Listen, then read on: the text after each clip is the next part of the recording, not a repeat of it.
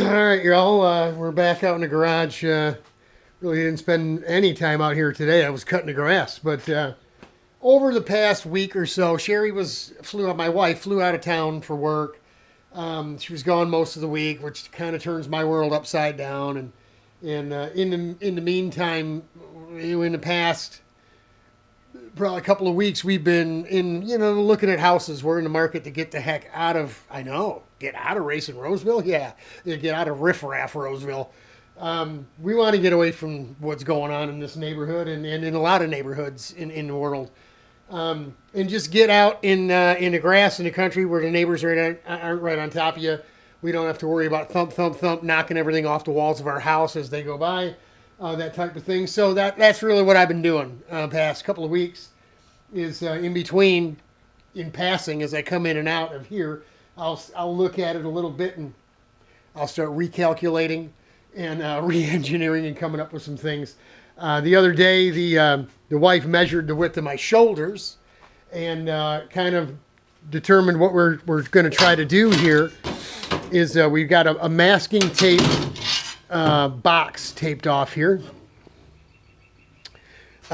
Width of our shoulders, we know we can only go so far this way, so given a little bit of extra leeway, a little room for some padding or something from say here, this way is the width of our shoulders. We kind of got the center line in between that dimension, and then to a nut bar, obviously, center of your hips and what have you. And we projected a center line, measured off each way and kind of, half the distance of the shoulders and hips, and just got us a box, parameters to work within, so to speak.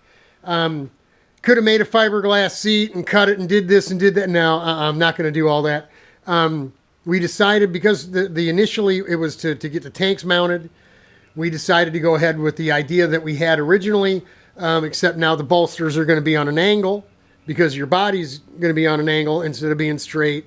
So we got out some old cereal boxes and made templates. We're going to use these 4 tabs on either side to mount the base of this thing here. It'll this will be we projected that line on the templates as well from here. And so we're going to need to roll this. We're not going to bend it. It's not going to be a sharp 90 break there. We're going to start rolling it a little bit on this side of the line and roll it up around a piece of tubing. And I'll, if I get a minute, I'll show you how we do that too. It's a little redneck, but everything we do is a little redneck because, we don't have big machines, and so we do what we can do. You won't know the difference. This will be the bolster. It'll be vertical. And then this will be where we mount the tank on. Making sure we had enough room to clear the fitting, get 4 bolts in it, still clear the fitting and all that. We'll be able to run our plumbing that direction or whatever. This will be standing up this way. We'll put padding on the back side. We use this stuff here. CKS, other go-kart shop, sell it with the sticky back already on it. This is from a piece. I bought an entire roll from, I'm ashamed to say it, Amazon. I don't do Walmart and I don't do Amazon, but I bought this stuff back when we were working on the zip cart, and I was going to do my own upholstery. I was going to do my own padding and what have you. So we'll put that on here, but we'll end up cutting these bolsters down. Right, it'll probably only be about so wide, and we'll angle it back because we don't need anything quite that big, that long front to back. But you kind of got to leave it there to make it easier for you to roll. It gives you material and stock to actually. It's like anything else, right? Longer the lever, easier the work, and then we'll cut it off after we get them rolled out. So did the same thing over here. Little bit different dimensions over here, and it's another 3/16 of an inch. Wider between this tube and this tube when they put the Nerf bars on. But again, projected that line forward, and as you can see, the front of this one needs to go forward. The front of this one needed to go backwards because of the angle of the seat. So keep that in mind. I mean, we could have, well, with this one, we'd have cut it straight off and we wouldn't have it. Afterwards, we could always cut that one off after we rolled it, right? But just things to keep in mind when you're, pattern making, template making, whatever, that you're leaving yourself everything to work with that you can. And, it's always better to leave it there and cut it off later. It's like anything else. Putting it back on is always harder than cutting it off. So, so there you go. Once we get these things bolted down, what it'll do is we'll drill out the holes in the tabs. We'll use steel riv nuts so we don't have to get any kind of wrench or anything underneath it to tighten it down. We'll put our hardware in from the top. We'll put our hardware in for the tank. Same over here, you know, and then we'll have the bolsters with the padding when it's all done.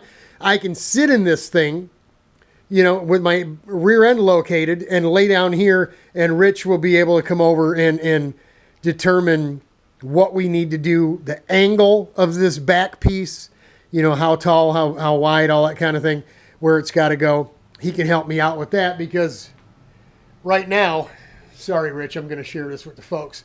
He's at home right now, awaiting his he's going to be 60 this year, right? Rich is born in 62, so he'll be 60 in July. He's going to have his first colonoscopy, and he's a little freaked out. He drank that stuff, the human Drano, right? And he's over there right now just the daylights out of himself. He's all angry and upset because he couldn't eat today. They don't want him smoking cigarettes and stuff. So, and of course, that's tomorrow.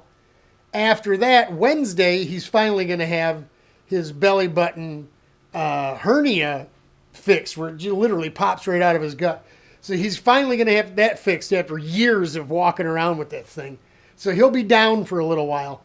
First few days, probably really tender, I'm going to guess. So maybe over the weekend if he feels good. If not, you know, I'll get laid down in here and he can come over. And it won't be any work. He won't to lift or do anything. Just look. I mean, probably just walk around with the camera, and then I can go in and look at what's going on. Throw a tape measure down there, give me some angles and stuff. That'll be it. We got 2 weeks from today to get this thing ready to turn laps. You know, Chuck was over today, and Chuck says, "Oh, well, you got 2 weeks, man. You know, well, the car's practically done right now." Yeah, we'll see. We'll see how it goes. It looks are deceiving. Let me just put it to you that way. There's no gauge on here. There's no leads. You know, there's a whole bunch of things that have to be done before we can even get to that point. If it comes right down to it, I would probably just take all the Zeus's out and just remove the floor tray and just run it without, you know, just go and shake it down. Make sure it turns and stops and the brakes work and it doesn't pull. The motor runs and all that kind of stuff. Just go shake it down. If not, we'll leave it home and we'll get it dressed up proper with the full body and everything, full floor tray ready to go for Grattan in July. Knock wood if the world isn't burning itself down by then. We're not going to get too all fired up about this. We're waiting on Chris West. Hey, Chris, what's up? He's sending us a carb. He put it in the mail today. It's coming from Lansing. It's only, you know, an hour and a half from here. But it's going to take till at least Wednesday or so to get here. So we'll have a carburetor that works. The motor should be okay. If we get this stuff in order, then cool. If we don't, it ain't a big deal, man. If we don't get this thing out there, we don't get it out there. All the F-125 really needs is a throttle cable. I'd like to do some other things to that before we took it out there, but I'm not gonna bother. We'll just get it out there and get a good run on that new Tillotson 40 millimeter carb. We won't bother swapping out carburetors to the 45 millimeter either because we wouldn't be able to tell.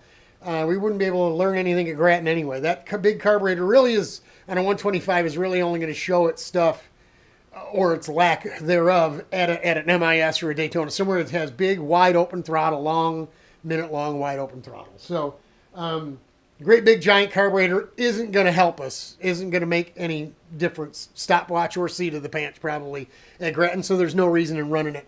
We're just going to run out and get some data on that 40 millimeter carb, get it tuned in, get the needles, playing with the needles and get the low end off the corner, mid-range, top end, get it tuned in and get a feel for it. And, you know, if this thing gets done, cool. If not, we're not gonna lose any sleep over it. Like I said, I've been running around looking at houses, looking at things, trying to find something with a barn and a garage or whatever big enough for me, something that suits Sherry, and of course, you know, the mother-in-law is coming along too. So, you know, she's got to have a place and all that. You know, it's just got to suit everybody, and it's hard to find multiple bathrooms and multiple bedrooms and with a pole barn or whatever. I mean, it's out there and we've been looking at them, but it seems like as soon as we find one, it's gone, right? So it's all good. We'll find us a new home for the RPM factory here. But until then, we'll keep working on the old Yamaha dog here and try to get this thing at least to a point to where, you know, if we got to take it naked and just to shake it down, you know, we will if we're close.